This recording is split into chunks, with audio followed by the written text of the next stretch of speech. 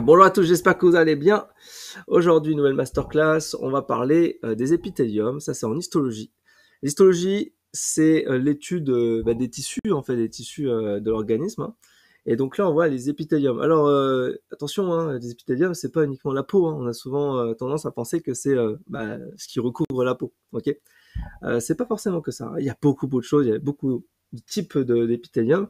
On va essayer de les détailler ensemble pour que vous puissiez avoir tous les éléments en tête, hein.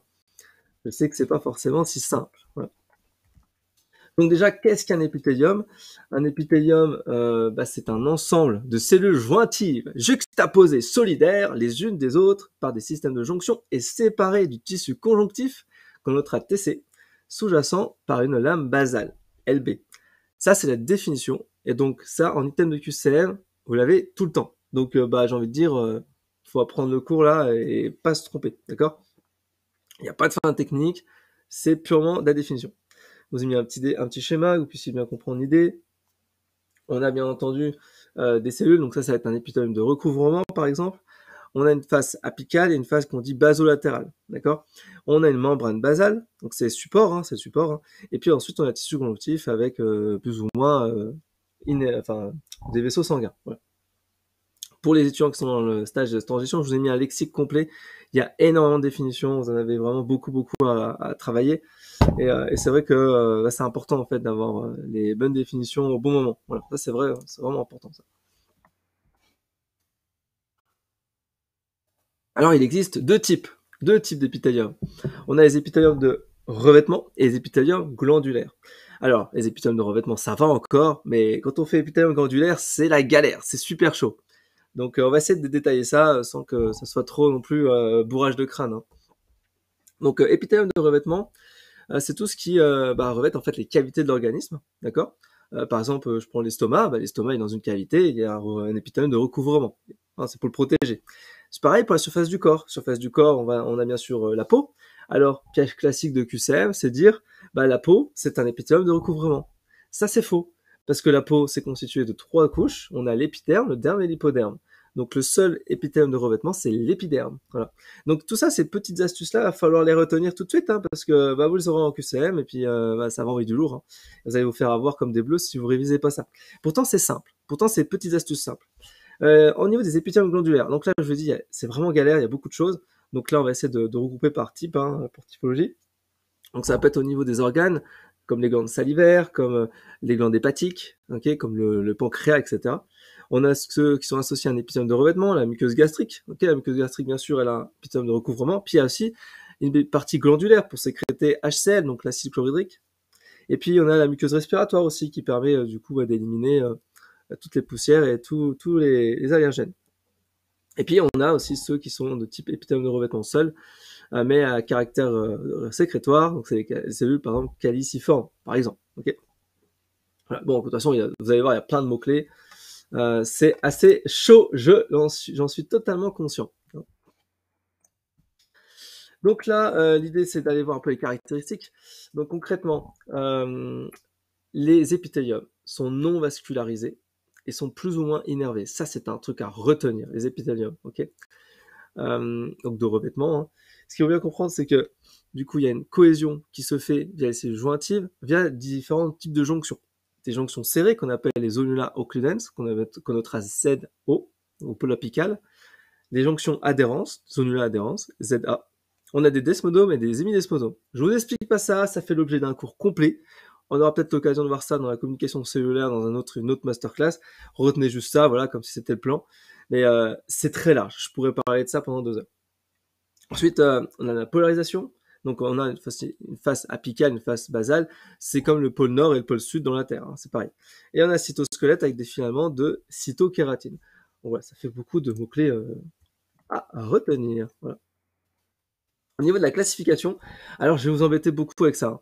Pour ceux qui font le stage transition, justement, j'ai beaucoup détaillé pas mal de choses en plus de ce que je présente dans la slide, parce qu'il y a vraiment une grande galère sur comment nommer, comment se resituer, comment savoir quel type de tissu c'est, etc., d'épithélium. Du coup, il y a une grosse classification et c'est vrai qu'on peut le faire de différentes manières. Donc déjà, on peut le faire sous forme de nombre de couches. Est-ce que c'est simple? Est-ce que c'est stratifié? Pseudo-stratifié?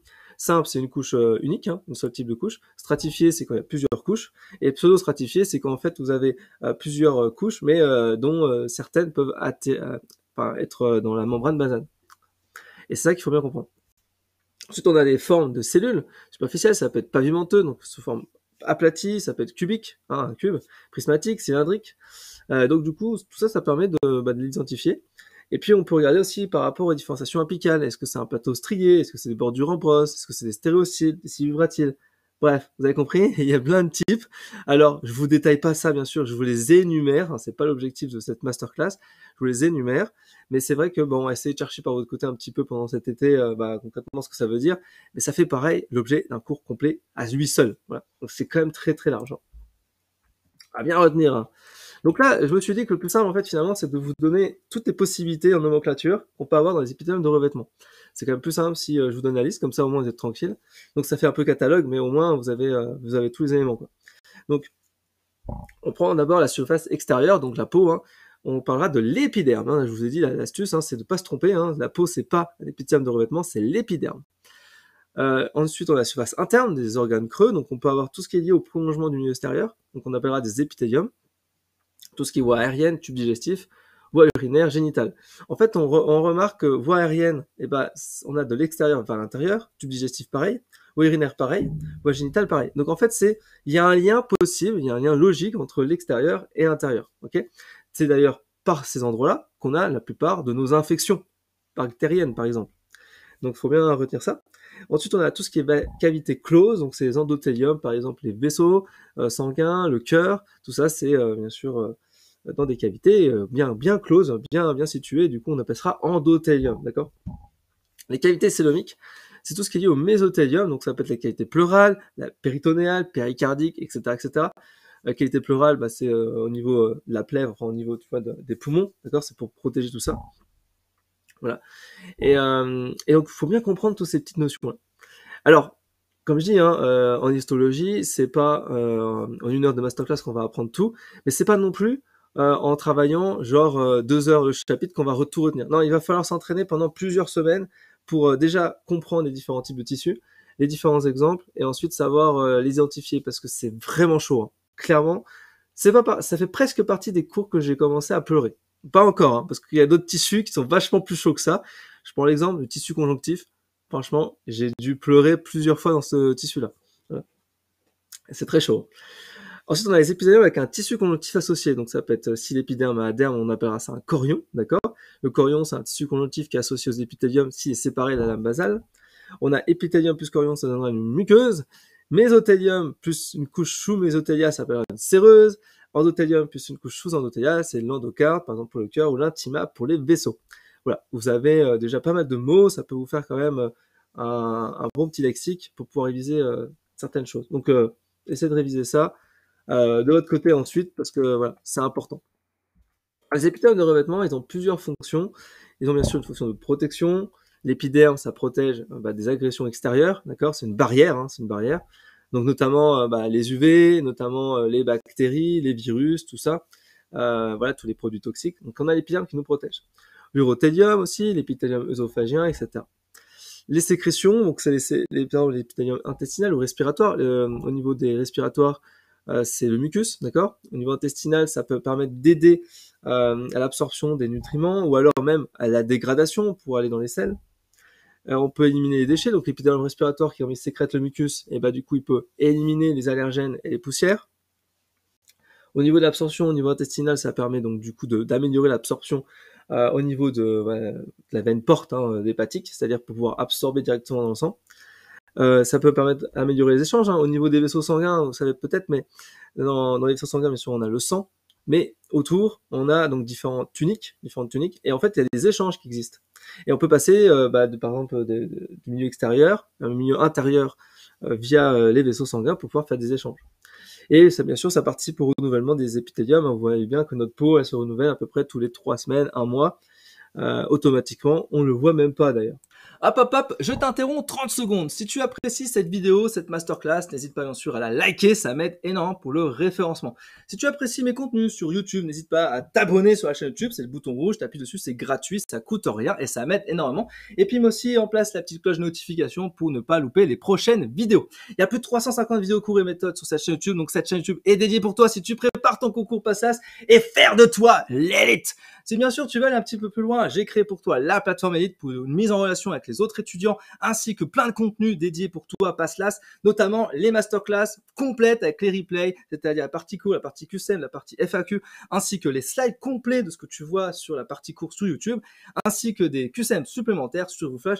Tout ça, c'est fait pour te faire progresser et il y a des coachs aussi qui sont là pour t'aider. On a énormément de fonctionnalités sur la plateforme, on a la communauté, on a les consultations, on a les lives, les bulles virtuelles, les programmes à petit prix, le coaching sur mesure, bref, je te laisse regarder. Le pass est actuellement à 47 € au lieu de 97 €. Le code promo, c'est PASS 2023, c'est valable jusqu'au 3 septembre 2023. N'hésite pas à réserver ta place et rejoindre des centaines d'étudiants à mes masterclass en direct. Voilà, je te laisse avec la suite de la masterclass. Je te dis à très vite. Ciao, ciao, ciao, ciao. Donc, comme je l'ai dit, on peut faire la classification, soit le nombre, forme et la différenciation. Donc ça peut être soit pavimenteux, cubique ou prismatique. Là où ça deviendra galère, c'est quand on va avoir un petit schéma bilan. Je vous l'ai mis direct. En fait, apprenez ce genre de schéma-là, essayez de le reproduire à la limite avec tous les exemples. Vous avez à connaître tous les exemples puisque vous allez avoir des items de QCM sur tout ça. Voilà. Donc, par exemple, les alvéoles pulmonaires, est-ce que c'est épithélium pavimenteux simple? Voilà, c'est tous les trucs que vous devez connaître. Les canaux excréteurs glandulaires, est-ce que c'est un épithélium de type cubique simple? Oui, vous devez savoir. Est-ce que c'est aussi cilié, non cilié? Il y a aussi plein de trucs comme ça. Par exemple, épithélium prismatique simple à gauche. On a aussi les épithéliums prismatiques simples à droite. Donc, ce qui est non cilié, c'est par exemple la vésicule biliaire, le tube digestif. Et ce qui est cilié, c'est les voies respiratoires. Vous devez donc différencier tous les types d'épithélium de revêtement. Je vous la mets là, vous pouvez screen l'écran si vous voulez. De toute façon, j'ai mis ça en ressources pour les étudiants qui font le stage de transition et je vous ai rajouté bien sûr plein d'autres contenus pour mieux détailler ça parce que c'est quand même assez galère. Hein. À retenir, voilà. Donc mon conseil, c'est plutôt simple. Essayez de dessiner par vous-même un peu toute la liste, puis de faire, voilà, en gros le type et puis les exemples, quoi, qui vont bien ensemble. Ok? Ça va ou pas? C'est chaud? Vous avez des questions sur la partie épithélium de revêtement? Parce que après, je passe au niveau 2, c'est-à-dire je vais parler des épithéliums glandulaires. Et là, c'est un autre level. Hein. Clairement, c'est un autre level. Vous avez des questions ou pas? Ça va? C'est compréhensible? Tant mieux. Alors, du coup, au niveau des épithéliums glandulaires, c'est constitué de cellules d'origine épithéliale avec une activité qui est sécrétoire, c'est-à-dire que l'objectif, c'est de sécréter des choses, des molécules. Donc, leur fonction de sécrétion est assurée par ce qu'on appelle les cellules glandulaires sécrétoires qui synthétisent le produit de sécrétion et qui le rejettent vers l'extérieur de la cellule. Donc, comprenez bien ça, vers l'extérieur, hein, d'accord? Donc, on a plusieurs types de glandes, on a glande exocrine, endocrine, amphicrine. Bref, tu vas voir, il y a quand même d'autres choses. Mais en gros, les 3 types de glandes que tu dois connaître, c'est ça. Une fois que tu as ça en tête, on va quand même aller voir les fonctions. Donc ça a un rôle de fonction, de protection. Donc par exemple les glandes salivaires vont par exemple du coup lutter contre les infections au niveau local, d'accord? Et puis permettre d'améliorer la digestion bien sûr. Donc un rôle de digestion et les sucs gastriques aussi avec les sucs pancréatiques vont permettre de digérer les aliments. Ensuite ça peut permettre de réguler la température corporelle comme les glandes sudorales, donc la sueur. La partie nutrition hein, pour l'allaitement, donc avec les glandes mammaires. Et puis, tout ce qui est excrétion de déchets métaboliques, hein, les glandes sudorales permettent aussi de faire ça. Donc, pas mal de choix en termes de fonctions. Jusque-là, ça va. Hein. Moi, ça me fait pas peur. Ce qui me fait peur, c'est la suite logique. Donc, on va voir les caractéristiques, puis on verra la classification. Là, c'est un peu plus galère, hein, je vous préviens. Donc, quand les épithéliums glandulaires, ils sont constitués des cellules épithéliales sécrétives juxtaposées et jointives en amas de formes et volumes variés. Définition à connaître. Et c'est associé à un tissu glandulier qui est très vascularisé. Ça, c'est l'item de QCM le plus courant. Hein. La type de sécrétion, ça peut être soit constitutive, ça veut dire que c'est continu dans le temps, il n'y a jamais de régulation. Soit c'est régulé, soit c'est lié à un stimuli. Ok? Voilà, donc ouais, c'est des petites notions comme ça qu'il va falloir retenir. Ça peut faire également l'objet d'un cours très spécifique, ce qu'on appellerait un peu l'endocrinologie, hein, voilà comment se fait les sécrétions hormonales par exemple. Donc là je vous en parle brièvement. Hein. Alors, au niveau Des types de glandes, donc j'ai dit il y a exocrine, donc ça va être vers l'extérieur de l'organisme ou dans les cavités des organes creux. Endocrine, ça se déverse dans le milieu interne. Amphicrine, c'est à la fois endo et exocrine. Ok, jusque-là, je pense que ça va. Maintenant, on va aller voir la classification. Et là, c'est un peu plus chaud, hein. Techniquement, c'est vrai que c'est assez chaud. Pourquoi? Parce que concrètement, on a plusieurs possibilités. Et donc, mon conseil 1, c'est déjà de vraiment comprendre les différentes formes et donc de les dessiner. Je vous ai mis une petite image. Essayez de vous-même les dessiner, ça peut être pas mal.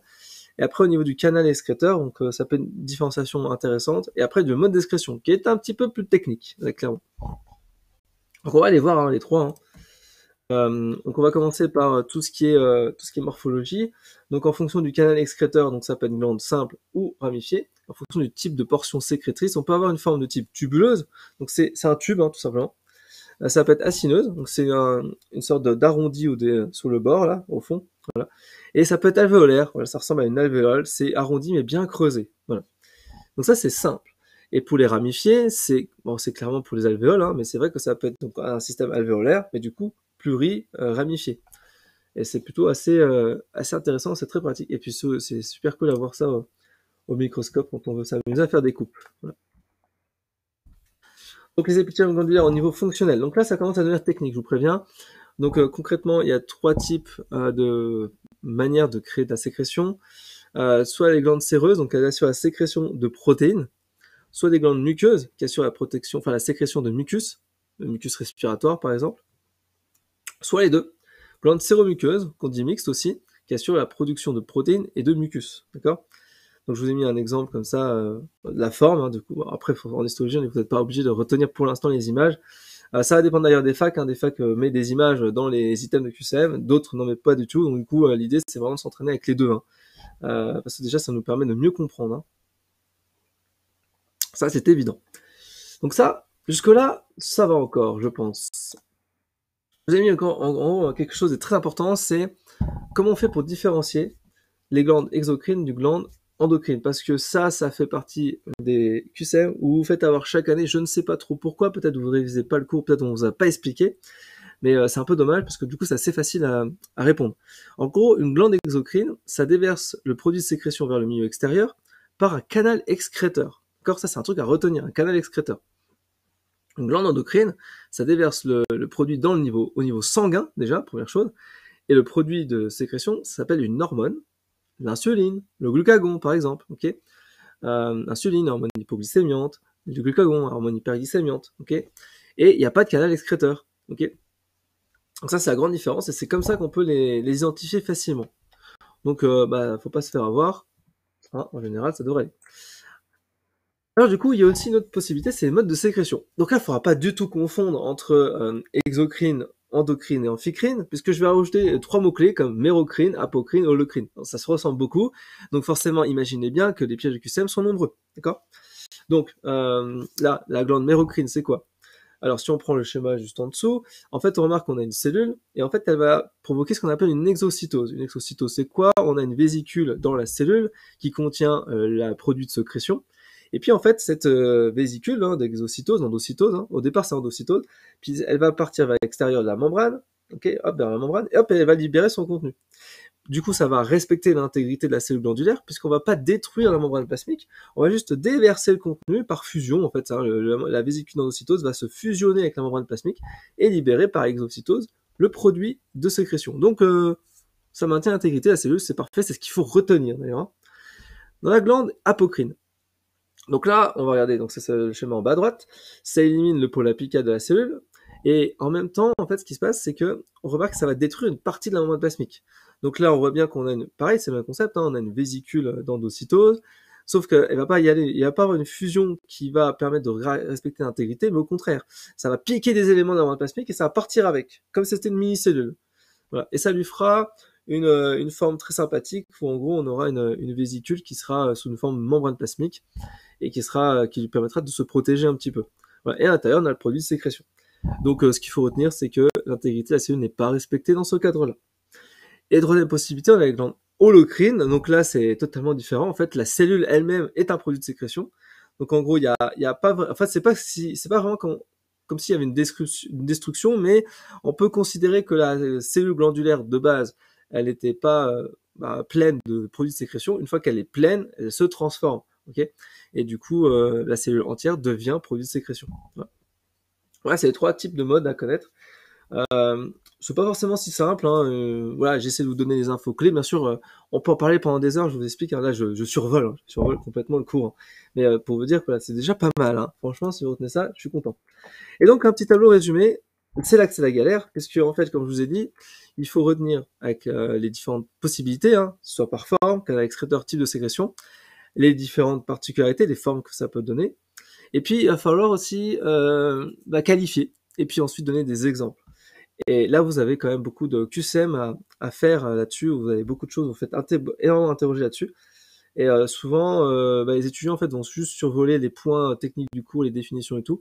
Ils vont pas avoir d'exemples. Et dans les items les plus difficiles, en général, il y a des exemples. Et du coup, il faut savoir les qualifier, quoi. Donc, glande salivaire, la glande de Brunner, dans le duodénum, glande de Lieberkühn, intestin, glande mammaire, prostate, glande sous-maxillaire, prostate, etc. Voilà, vous avez toute la liste. Je vous ai mis les principaux, hein, vous n'avez pas tout encore dedans. Par contre, ce sera plus facile lorsque vous aurez vu un peu d'anatomie, quand vous aurez vu un peu de physiologie, quand vous aurez vu un petit peu de biochimie, quand vous aurez tout ça en tête, en fait, ce sera plus facile à découler de faire la partie transversale entre les différents ponts des chapitres, parce que c'est vrai que c'est assez chaud techniquement, hein. Voilà. Ça va? Voilà, j'en ai fini avec la partie des épithéliums, revêtements et glandulaires. Donc vraiment, on a survolé, comme je vous ai dit, mais franchement, pendant 20 minutes, au moins, je vous ai expliqué l'essentiel de ce qu'il faut retenir. Maintenant, si tu retiens déjà tout ça, et quand tu vas être en passe classe et que tu vas commencer à réviser ça, tu vas peut-être regarder cette vidéo pour commencer à apprendre ton cours. C'est ce qu'il faut faire en général. Et ensuite, tu vas pouvoir aller dans les détails, puisque le cours, forcément, en passe classe, en général, est beaucoup plus détaillé que ce que je propose là tout de suite, hein, sur YouTube ou en ligne.